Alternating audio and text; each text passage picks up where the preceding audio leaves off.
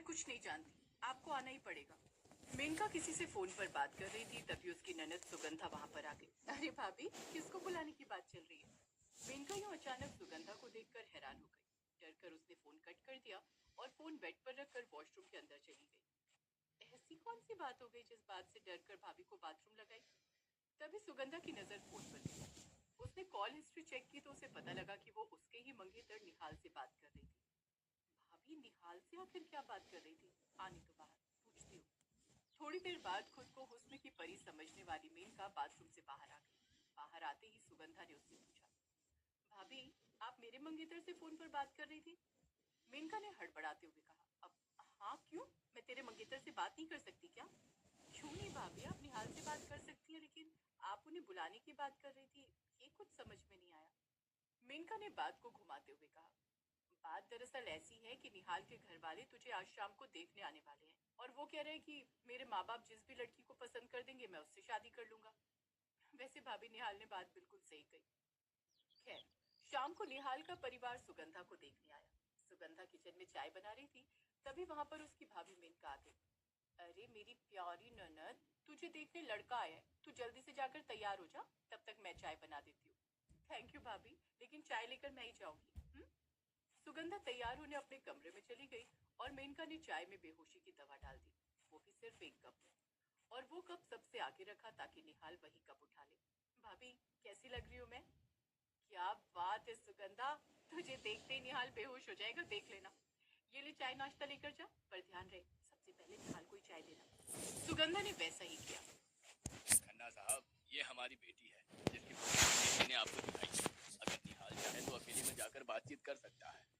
हाँ बेटा निहाल, जाओ सुगंधा से अकेले में जाकर बात कर लो।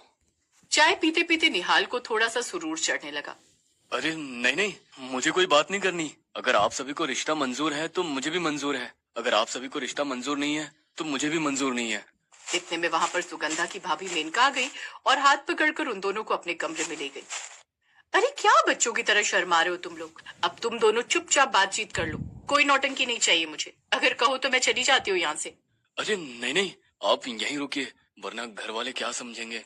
मुझे आपसे कुछ भी नहीं जानना है। आप और आपका परिवार मुझे पसंद है, अगर आप मुझसे कुछ पूछना चाहते हैं तो पूछ सकते हैं। नहीं, मैं निहाल कुछ बोलने ही वाला था कि तभी वो बेहोश होकर बेड पर गिर गया। भाभी ये क्या हो गया? आप तो शादी से पहले नर्स रह चुकी है ना? जल्दी देखिए, मैं भैया को बुलाकर लाती हूँ।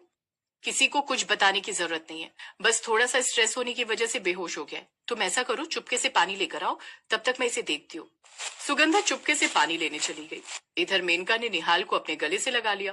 थोड़ी देर बाद जैसे ही सुगंधा अंदर आई, मेनका निहाल से अलग हो गई। ये लीजिए भाभी पानी। मेनका ने निहाल के मुंह पर पानी डाला, जिससे उसे होश आ गया। क्या करते हो होने वाले नंदोई साहब, होने वाली बीवी को देखकर ही बेहोश हो गए, कमाल है। निहाल और सुगंधा का रिश्ता तय हो गया और दोनों की धूमधाम से शादी हो गई। लेकिन मेनका की नजर निहाल पर ही थी। सुगंधा अब अपने ससुराल जा चुकी थी, लेकिन मेनका बार बार जानबूझकर सुगंधा को फोन करती रहती और सुगंधा से बात करने की बजाय वो निहाल से ही बात करने की जिद करती रहती। कैसी है हमारी ननद, ससुराल में मजा आ रहा है या नहीं? भाभी निहाल बहुत अच्छे इंसान है और इनका परिवार भी बहुत अच्छा है, मुझे यहाँ पर घर की कमी महसूस ही नहीं होती। ये तो बहुत अच्छी बात है, इसी बात पर मेरी बात नंदोई जी से कराओ, जरा उनकी भी खबर लेती हूँ। हाँ हाँ अभी कराती हूँ।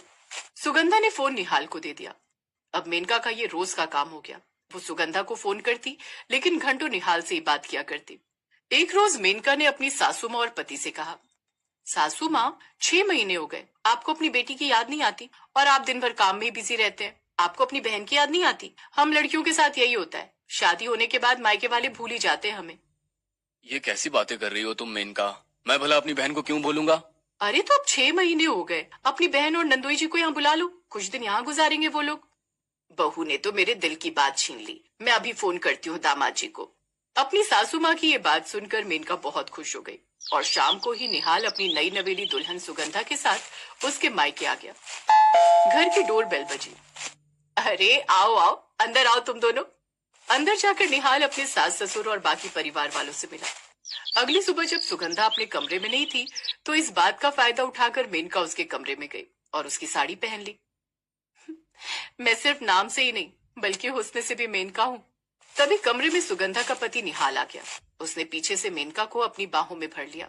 सुगंधा, तुम इस साड़ी में कितनी प्यारी लग रही हो। मैं तुम्हें ये बताने आया हूँ कि तुम यहाँ आराम से रहो अपने परिवार के साथ। मैं आज निकल जाता हूँ, मुझे काम है। जाने की बात सुनते ही मेनका पीछे पलट गई। ये क्या कह रहे हो नंदोई जी?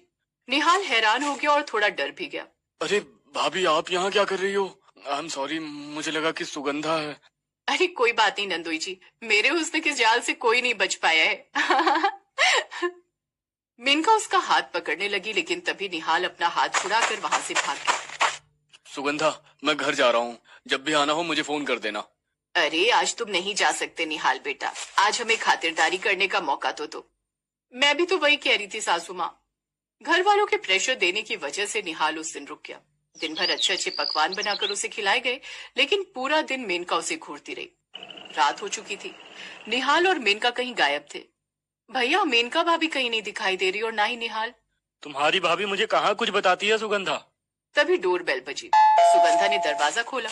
सुगंधा ने जो देखा वो देखकर उसके पैरों तले जमीन खिसक गई, क्योंकि निहाल और मेनका के गले में वरमाला पड़ी हुई थी। भाभी, निहाल, ये सब क्या है? अब मैं क्या करूं सुगंधा? निहाल पर मेरी पहले से ही नजर थी। अगर निहाल की शादी तुझसे ना होती तो वो मेरे जाल में नहीं फंस पाता।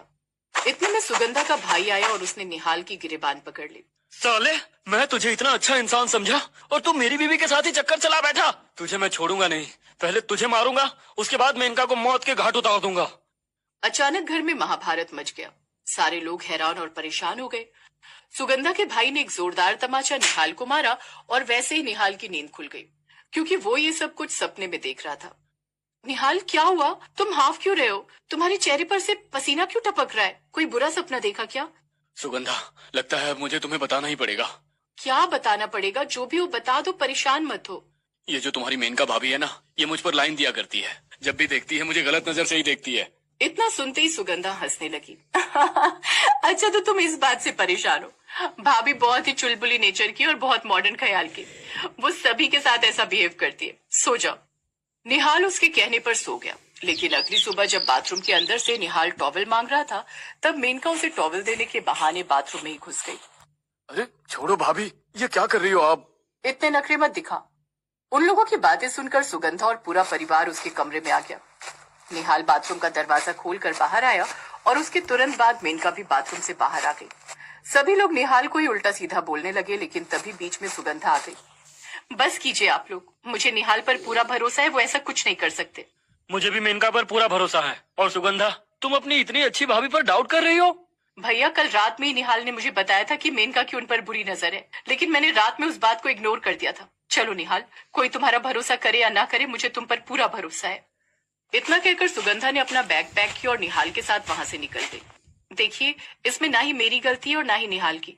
दामाद जी को लगा कि सुगंधा है, इसलिए उन्होंने मेरा हाथ पकड़कर अंदर खींच लिया। जैसे ही हम दोनों ने एक दूसरे का चेहरा देखा, चीख निकल गई और हम दोनों बाहर आ गए। उसके बाद आप लोग भी आ गए। मेनका को अपनी गलती का एहसास हो गया।